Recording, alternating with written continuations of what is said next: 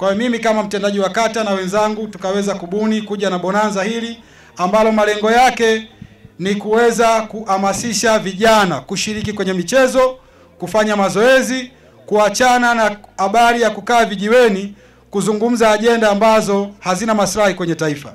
Na badala yake tukasema kupitia bonanza hili tuweze kuamsha vijana wetu wa kwenye kata waweze kupenda michezo, kwa sababu michezo ni ajira, lakini pia michezo inaimarisha afya. Ndio maana tukasema tutaandaa bonanza la michezo kwa ajili ya kuweza kuwaunganisha wananchi, na sisi pia kama wataalamu wa kata ambao tunashirikiana na wananchi kuwakilisha serikali mahali hapa, kuweza kutoa salamu zetu za kuweza kukemea maovu na kuweza kuhakikisha kwamba tunakuwa kitu kimoja kupinga mambo ya wizi na ujambazi na masuala ya kuweza kukaa vijiweni, kulewa vijana, kunywa pombe, kuacha kufanya kazi. Haya yote ni sehemu ya hili bonanza kuweza kukemea mambo haya. Kwa hiyo katika hili bonanza pia tukasema tupambane kuweza kuwakutanisha vijana wa shule zetu za Kilima Sekondari na Masoka Sekondari ili waweze kupimana nguvu kupitia michezo. Na jambo hili tumelizindua, litakuwa ni endelevu. Kila baada ya miezi miwili tutakuwa tuna bonanza la michezo. Hapo vipi? Kwa hiyo jambo hili litakuwa ni endelevu, lakini pia itakuwa ni sehemu ya kuhamasisha wazazi kutoa michango mashuleni ili tuhakikishe watoto wetu wanapata chakula, lakini pia walimu wanapata muda wa kutosha wa kuweza kuwasimamia vizuri watoto wakiwa wameshiba, wanasoma vizuri na wanapata elimu na wanafaulu. Si ndio jamani Kwa hiyo jambo jingine pia tuliliplani katika bonanza hili ni kuweza kuandaa mechi kati ya watumishi wa serikali na bodaboda, madereva bajaji, lakini pia na wakulima wanaungana pamoja. Na kwenye hiyo mechi leo itapigwa mahali hapa, na sisi kama serikali tulipambana tukaweza kutafuta mbuzi ambaye mshindi ataondoka na mbuzi mwenyewe huyu hapo. Makofi mengi tafadhali. Kwa hiyo pia tulisema kupitia hiyo bonanza tayari tumeshapata washindi wa kwanza ambao wataenda kuondoka na kreti za soda, na kreti za soda ziko hapa tayari. Makofi mengi kwa watu ambao wameshinda. Kwa hiyo hii ni bonanza ambayo liliandaliwa kimkakati kuweza kuunganisha jamii, kukemea uovu, lakini pia kupitia bonanza hili tuliweza kumwalika askari wa dawati la jinsia na watoto kutoka mkoa wa Kilimanjaro. Tayari ametikia wito, naye tuko naye mahali hapa. Makofi mengi kwake tafadhali. Kwa hiyo bila kupoteza muda, kwa sababu tunahitaji kuendelea na mechi zingine, lakini askari wetu ambaye amekuja kama askari ambaye anahusika na ni mtaalamu wa masuala ya kukemea na kutoa elimu ya masuala ya ukatili wa kijinsia, na nyinyi hapa wengi ni wanafunzi, wengine mnategemea kwenda form 5, lakini pia elimu hii ni muhimu kuweza kuchukua tahadhari ili kuweza kukemea vitendo vya uovu. Tunataka kuwa na kata ambayo iko salama, watoto wote wanasoma vizuri, wanafaulu vizuri, lakini pia tunakemea na kulaani visije vikatokea vitendo vyovyote vya ukatili. Ndio maana tumemleta askari hapa ili aweze kukupa elimu. Ikitokea jambo lolote ambalo umefanyiwa ukatili au dalili zozote za ukatili, uwe kupitia elimu hii uwe una ujasiri wa kuweza kuchukua hatua, kutoa taarifa na kupa taarifa sisi kama viongozi ili kuweza kuchukua hatua kwa mtu ambaye anataka kufanya jaribio hilo au amefanya jambo hilo. Kwa hiyo niwaombe sasa kwa nafasi hii, kwa sababu wengine watapata nafasi kuongea baadaye, nimkaribishe askari wetu wa dawati la jinsia mkoa wa Kilimanjaro ili aweze kuzungumza nanyi. Mko tayari kumsikia? Mko tayari kumsikia? Basi afande, karibu sana uweze kuongea na hadhara hii. Jamhuri ya Muungano wa Tanzania.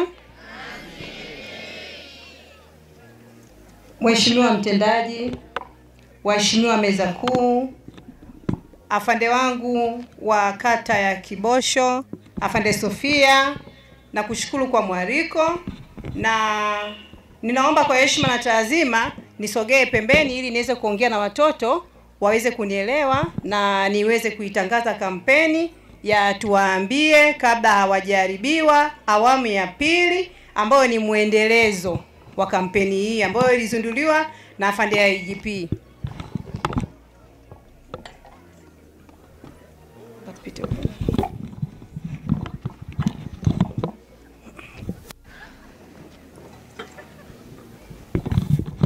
Watoto. Watoto. Watoto kwanza. Watoto kwanza. Watoto kwanza. Si ndio Naomba nijitambulishe. Mimi naitwa Sergeant Mwajabu Mzee, natokea dawati la jinsia, ni mtendaji wa dawati la jinsia na watoto kwa mkoa wa Kilimanjaro, ambapo dawati hili lina incharge ambaye anaitwa Asia Matauka, ambaye yeye ndio incharge wa dawati la jinsia, lakini mimi niko hapa kwa ajili ya kumwakilisha. Naomba nianze kuwaelezea maana ya dawati la jinsia na watoto ili watu wote muweze kunielewa. Dawati, nikisema dawati ninamaanisha kwamba dawati ni kitengo ndani ya jeshi la polisi ambalo limeanzishwa kwa lengo mahususi kwa ajili ya kuhudumia jamii. Nikisema jamii namaanisha sisi sote. Sawa Kwa hiyo hapa kuna form 1 mpaka kidato cha 4. Kidato cha kwanza mpaka kidato cha 4. Sasa kwa sababu nina muda mchache ambao nina dakika kama 5, ninaomba niende moja kwa moja kwenye kampeni. Tukiangalia pale lile bango linasema utekelezaji wa kampeni ya tuwaambie kabla hawajaribiwa awamu ya pili. Awamu ya kwanza tulianza kwa darasa la 7 ambao wenyewe wameshamaliza darasa la 7 na wenyewe wanajiandaa. Sasa hivi tunadili na kidato cha 4, ambapo sasa hapa kuna kidato cha 4, si ndio? Ambao mnajiandaa kwa ajili ya kuja kuingia form 5. Si niko sawa? Sasa ule muda ambao mnakuwa mmekaa nyumbani muutumie vizuri. Msiutumie vibaya kwa kwenda kuzurura mitaani, kwa kwenda kufanya vitu ambavyo havifai, kujiingiza kwenye uhalifu, kwenye madawa ya kulevya. Haifai na jamii haitaki. Kwa hiyo muda wako huo utumie kujiandaa kwa ajili ya kuanza masomo ya kidato cha 5. Huku kiendelea kutunza afya yako, lakini pia kukaa makini na kujikinga na kujiepusha na makundilika. Yale makundilika hayafai. Sasa ukijiingiza kwenye madawa ya kulevya, ukaenda kuvuta bangi, unakuwa unajifanyia wewe mwenyewe ukatili, lakini pia unakuwa umeharibu ndoto zako. Sasa kwa nyie ambao mnaanza kuingia kidato cha 5, tunataka tuwaambie kabla hamjaribiwa. Sasa utakapokwenda kidato cha 5, utakuta kuna form 6 na wewe ndio mgeni umefika kwenye ile shule. Ukiona kuna michezo mibaya ambayo inaendelea, toa taarifa, kwa sababu tayari sisi tumeshakuandaa, tumekupa elimu, tumekuelimisha kwamba ukifika kidato cha 5, kwa wale wanaoenda boarding, wanaoenda shule za kawaida kwenda na kurudi, sasa unaweza kukuta labda kuna vijana wenye tabia mbaya, na wewe ukafika kwenye kule ile shuleni ulipokuja kuingia form 5 na wewe ni mgeni, akakwambia labda twende chooni. Alafu ukifika kule chooni anakufanyia mchezo mbaya, na wewe unaamua kukaa kimya kwa sababu huna ile elimu, huna ule uoga. Utaona kwamba kumbe ukiingia kidato cha 6 ni lazima nifanyiwe matendo ya ukatili wa kijinsia. Kwa hiyo sasa sisi kama sisi tunakuambia kwamba hiyo haifai na haikubaliki, na ukikutana na mtu wa hivyo toa nini? Taarifa, ili uweze kufanyaje? Kupata msaada. Usiogope, hata kama ni mwalimu, hata kama ni nani, mtu yoyote yule anataka kufanya tendo cha ukatili, usikubali. Utoe nini? Taarifa. Nina mengi ya kuzungumza na nyinyi lakini muda ni mchache. Sasa mimi niwaombe kwa Mwenyezi Mungu, mkae mtulie, muweze kutuliza akili zenu, muweze kusoma kwa bidii, na mwisho wa siku mfanye mitihani yenu katika kumtegemea nani? Mungu, si ndio? Kila mmoja kwa imani yake anakuwa anaomba pale panapostahili kwa kupitia nini? Imani yake. Lakini pia matokeo yanayotoka yasikufanye ukakaa kinyonge, ukawa na msongo wa mawazo. Matokeo ni kama tu mechi ya Simba na Yanga. Sawa Kwamba wewe unasoma kwa bidii na ulikuwa unategemea mimi nitapata labda nafasi fulani, sitafeli, lakini bahati mbaya umefeli. Muombe Mungu, na sio mwisho wa kufeli ndio umemaliza kila kitu. Hapana. Kwa hiyo lazima ukae, uongeze bidii na uweze kufanyaje? Kusonga mbele.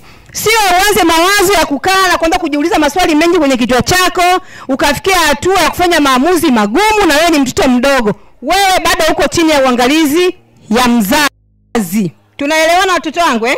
Kwa hiyo kifeli ni bahati mbaya. Kwa hiyo usiumie ukanungunika kwa yale manini matokeo ambayo yametoka. Maana kuna wengine mnakuwa mna mawazo mengi, unasema kwa nini mimi nimefeli? Kwa nini mimi nimefeli? Yaani unajiwekea masala, mwisho wa siku unaamua kufanya maamuzi magumu ambayo unaistangaza jamii. Sawa watoto wazuri? Mnanielewa vizuri?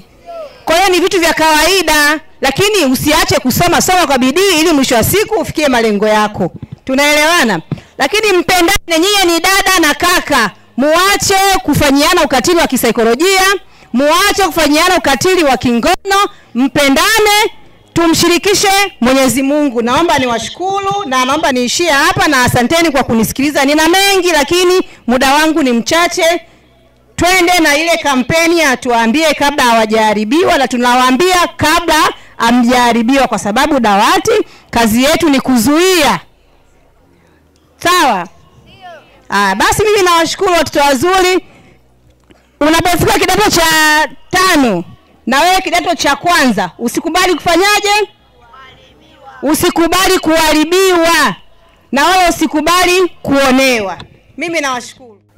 Nimepewa nafasi ya kumtambulisha afande ambaye ameweza kufika hapa kwa ajili ya bonanza hili. Niombe wale wanafunzi ambao mko mbali kidogo msogee. Lengo la bonanza hili ni kuilisha afya ya akili pamoja na afya ya mwili. Afya ya mwili ni kwa kucheza na kwa kukaa juani kidogo.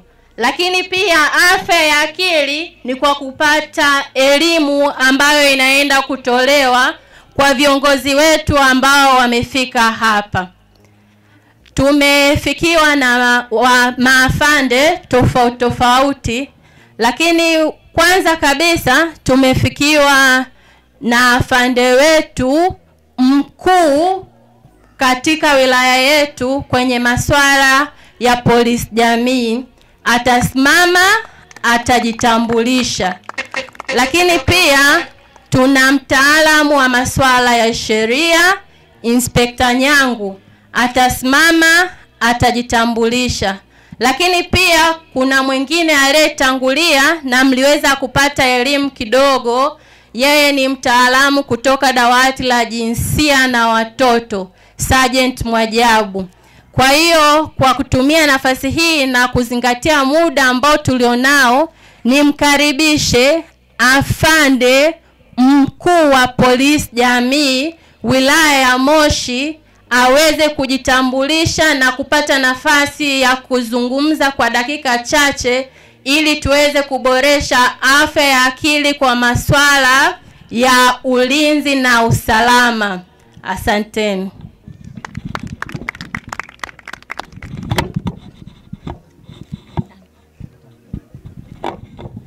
Uhuru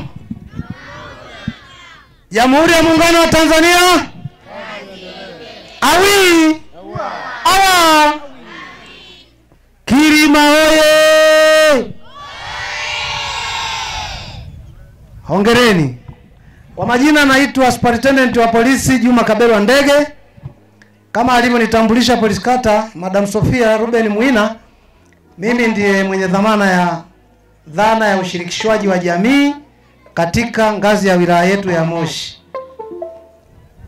Nishukuru meza kuu kwa umoja wenu, itifaki ikiwa imezingatiwa. Ninakwenda haraka kwa ajili ya muda. Nimesimama hapa kwanza kuonyesha appreciation kwa uongozi wetu wa kata ya Kirima. Hongereni. Mmeonyesha mambo mazito na makubwa, hakika mmeweza. Hongereni sana. Mmeweka alama kubwa, na sisi wengine naamini kuna majirani labda hapa wametoka kata zingine, ni vyema tukaiga mfano huu mzuri na wenye kuleta maslahi na faida kubwa kwa vijana wetu. Elimu. Nitakwenda kuzungumzia kwa maslahi ya muda umuhimu wa ulinzi na usalama kabla, wakati na baada ya uchaguzi. Awi, natambua kwamba vijana wetu mlioko hapa wengi mna sifa ya kupiga kura kwa maana ile takwa la sheria, lakini pia na umma wa Wanakirima wote walioko. Nitasisitiza ni vitu gani sisi kama wananchi wa Tanzania katika kipindi hiki maalum tunaelekea uchaguzi mkuu tarehe 29 Oktoba 2025 tunapaswa kuvifanya, na ni vitu gani ambavyo kwa tarehe hiyo hiyo kabla na baada na wakati hatutaki kuvifanya. Moja, sisi kama Watanzania tunatakiwa kuheshimu, kulinda na kuitunza amani. Awi, amani ndugu zangu haina mbadala. Kwa hiyo kila mtu kwa nafasi yake tuwe ni mabalozi wa kuhakikisha kwamba tunakwenda kufanya matukio ya uchaguzi tukiwa tunaheshimu amani, utulivu na usalama wetu sisi wa Tanzania. Kwani amani ikitoweka, ndugu zangu, mnaona tumekaa hapa sasa hivi tunaenjoy, tunafurahia burudani za michezo na nini, tuna amani. Lakini ingekuwa amani imetetereka, tusingeweza kukaa na kufanya michezo kama hivi tunavyofanya hapa. Si ndio? Yako mataifa ya majirani wenzetu ambao amani kwao imetetereka.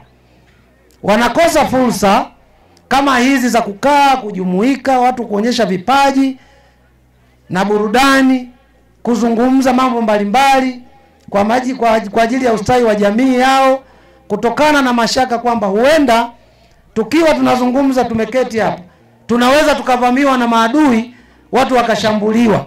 Kwa hiyo kila mtu anaogopa.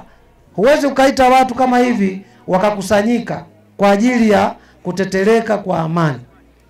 Hivyo basi kila mtu kwa nafasi yake tuna jukumu kuhakikisha kwamba kabla ya uchaguzi, wakati wa uchaguzi na baada ya uchaguzi, kila mtu anakuwa ni balozi wa kutunza amani. Mambo gani ambayo yanaweza kusababisha uvunjifu wa amani kabla, wakati na baada? Ni vitendo vyovyote vyenye kuleta ama vyenye kuashiria uvunjifu wa amani. Mfano, kufanya fujo mbalimbali, kusababisha watu kutokukaa mahali na kufanya shughuli zao kwa amani kwa namna yote ile, aidha vitisho au vurugu zozote. Hayo ni mambo ambayo yanaweza kusababisha nini?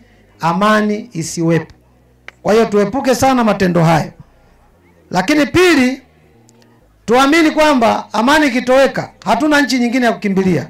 Sisi ni Watanzania na mama yetu Tanzania ndio huyu. Tumtunze kama mboni ya macho yetu, asiweze kupata madhara, ili tuendelee kufurahia hii dhana ya uhuru na umoja ambayo tunaiasisi leo kupitia hayati Mwalimu Nyerere ambaye ndio muasisi wa taifa letu. Kwa hiyo lingine, haraka tunaongea na vijana wetu mlioko hapa, tunawapongeza, mnafanya michezo, tunaona vipaji, lakini yako mambo ambayo lazima tuwaambie ili muweze kuepukana nayo kwa namna moja ama nyingine, yasije yakazima ndoto zenu njema. Tumeona hapa kuna vipaji mbalimbali, sio wacheza mpira tu wa miguu. Najua kwenye umati huu wako watu wana vipaji mbalimbali. Kwa hiyo kuna masuala kama ya matumizi ya dawa za kulevya. Ni hatari kwetu kama jamii, kama binadamu, tuepuke vitendo vya matumizi ya madawa ya kulevya. Kwani sio siri, baadhi ya wanajamii zetu ni washiriki ama ni wauzaji au ni watumiaji wa madawa ya kulevya. Sitaongelea mambo ya vitendo vya ukatili kwa sababu Madam Mwajabu najua huyu ni nguli, atakuwa ameshaelezea matendo ya ukatili hayakubaliki katika jamii zetu. Lakini pia unapoyaona yanafanyika, iwe ni ukatili, iwe ni matumizi ya madawa ya kulevya, iwe ni vitendo vya uvunjifu wa amani, iwe ni wahalifu au vitendo vya kihalifu, kama vinafanyika kwenye uwepo wako, toa taarifa kwa kiongozi aliye karibu yake. Mfano, wanafunzi, ukiona mwambie mwalimu, ukiwa nyumbani mwambie baba, mwambie mama. Wanajamii wengine tuambie viongozi wetu, wenye viti wa vijiji, vitongoji, mitaa, maafisa wa serikali kwa maana ya watendaji wa vijiji, mitaa, maafisa watendaji wa kata, viongozi wataalamu wote ndani ya kata, awe afisa kilimo, awe afisa mifugo, huyo ni mtumishi wa serikali. Mpe taarifa ya mambo maovu, au baba au mama atachukua hatua ili tuweze kudhibiti vitendo vya uhalifu katika jamii yetu.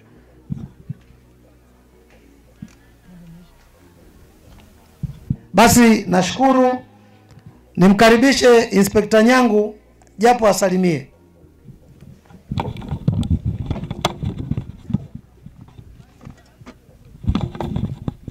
Jamhuri ya Muungano wa Tanzania. Awi. Afande, nakushukuru sana kwa kunipa nafasi angalau na mimi nitie neno. Mimi sitakuwa na mengi kwa sababu tayari mengi afande umeyasema. Yale yote ambayo nilikuwa nimeyaandaa hapa umepita na umeyazungumza vizuri. Ila tu mimi niwapongeze kwa jambo hili walioandaa wote na wanaoshiriki. Ni kwa sababu ni jambo jema na linaleta fursa ya kuelimishana, kufundishana na kupeana tahadhari mbalimbali kama wenzangu walivyotoa. Ila tu mimi niende haraka nitagusia sheria ya mtoto, kwa sababu ukiangalia asilimia kubwa ya wanafunzi wetu wako chini ya umri wa miaka 18 kama sijakosea. Sasa sheria ya mtoto imetoa kipaumbele kwamba mtoto alindwe kwa hali na mali, kwa sababu tunaona ni mtu ambaye yupo kwenye riski. Nikisema riski ni kwamba yuko kwenye hatari ya kuonewa kuliko magrupu mengine. Tunaelewana? Na ndio maana mwenzetu hapo mtendaji wa dawati amezungumzia masuala ya unyanyasaji wa kijinsia.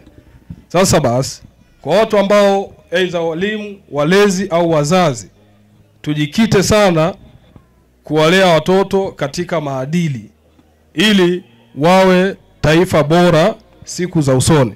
Sasa mantiki ya sheria hii ni kwamba inatoa ulazima wa mzazi, mlezi au mtu yote ambaye ni mtu mzima kwamba ajitahidi katika hali na mali kumlea mtoto. Sambamba na hilo nigusie swala la ulinzi shirikishi.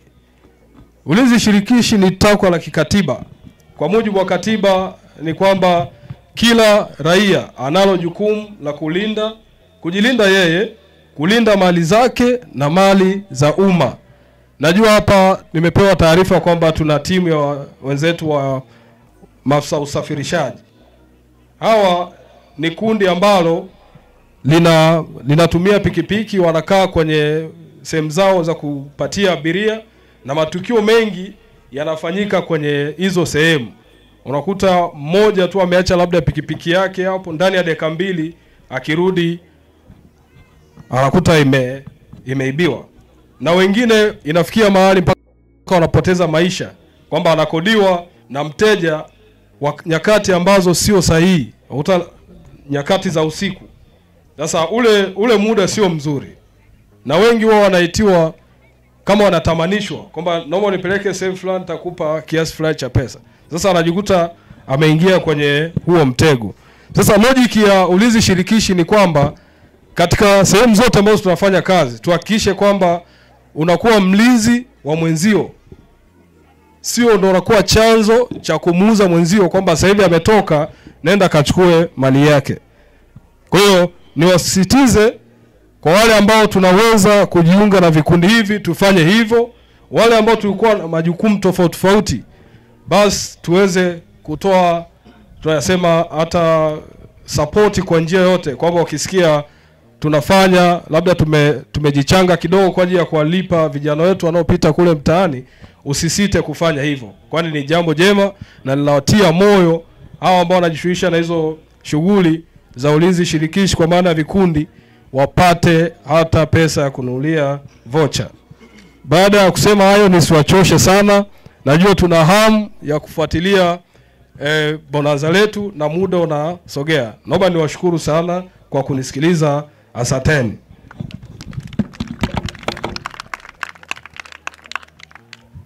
Leo tumekutana hapa kata ya Kibosho Kirima kwa ajili ya shughuli ya bonanza la kumbukumbu ya hayati Mwalimu Julius Kambarage Nyerere.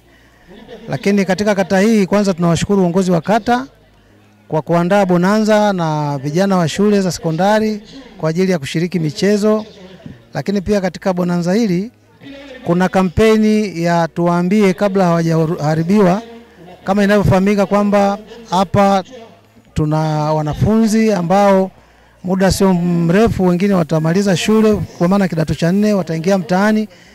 Lakini pia hata wale ambao wanaendelea na masomo yao, Jeshi la Polisi tumekuwa na kampeni ya kuhamasisha wanafunzi hasa watoto wa kike, kuwapa elimu ya masuala ya ukatili ili waweze kuwa na mazingira mazuri ya kukataa ukatili na kuupinga ukatili kwa nguvu kama sehemu ya jamii, ili wanafunzi wetu wawapo mashuleni na wawapo nje ya shule basi wajue viashiria na matendo au matukio ambayo yanaweza yakawaletea mazingira ya kutokutimiza ndoto zao. Lakini pamoja na hayo, tumekuwa tunapata nafasi pia ya kutoa elimu kabla, wakati na baada ya uchaguzi. Kama tunavyofahamu, tarehe 29 mwezi Oktoba 2025 taifa letu linaenda kwenye uchaguzi. Kwa hiyo tumekuwa na utamaduni wa kuwaelimisha wananchi umuhimu wa usalama na amani kabla, wakati na pamoja siku ya uchaguzi, ili kuweza kuepuka vitendo vya uvunjifu wa amani na kuanza kuona kwamba tunakuwa katika mazingira ya amani na usalama hata baada ya uchaguzi. Asanteni.